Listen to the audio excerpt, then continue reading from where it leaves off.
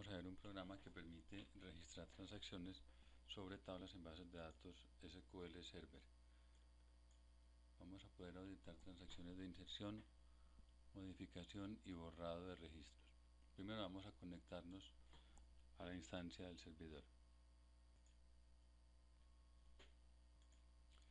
que en este caso es una instancia de SQL 2012. Podemos utilizar seguridad SQL o seguridad integrada con el directorio activo. Bien, primero vamos a elegir la base de datos que va a ser auditada. Cuando se selecciona la base de datos, me muestra una lista de todas las tablas que contiene. En esta lista seleccionamos la tabla o las tablas sobre las que vamos a realizar el proceso de auditoría. Definimos la base de datos donde vamos a guardar los registros de las transacciones y podemos crear los objetos de auditoría. Si existe sobre esta tabla información de auditoría, los registros se van a perder. Ok, ya creamos los objetos que van a permitir registrar las transacciones. Vamos a pasarlo al Management Studio para registrar transacciones sobre esta tabla.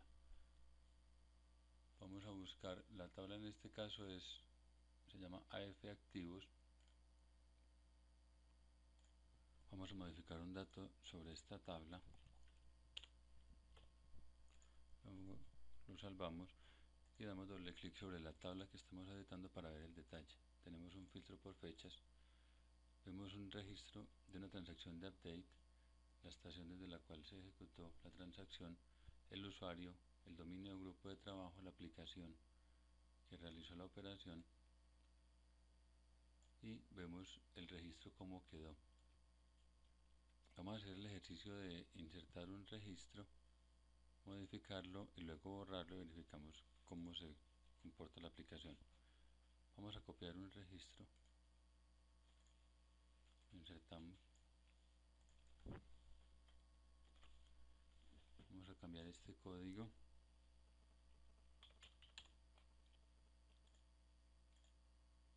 Ya el registro queda insertado. Vamos a modificar esta descripción, lo guardamos y finalmente vamos a borrar el registro. Confirmamos el borrado. Vamos a verificar la tabla, los registros que ha creado de las transacciones que se realizaron y vemos que se realizó una inserción, luego se modificó y finalmente se borró el registro. Si miramos la inserción vamos a ver el registro como estaba originalmente, las características con las que se creó completamente el registro. Luego tenemos la sentencia de modificación donde cambiamos el campo nombre y finalmente borramos este registro. Si verificamos en el tiempo vamos a tener la historia completa de qué información tenía el registro cuando se creó, las modificaciones que se hicieron sobre él y al momento del borrado cómo se encontraba.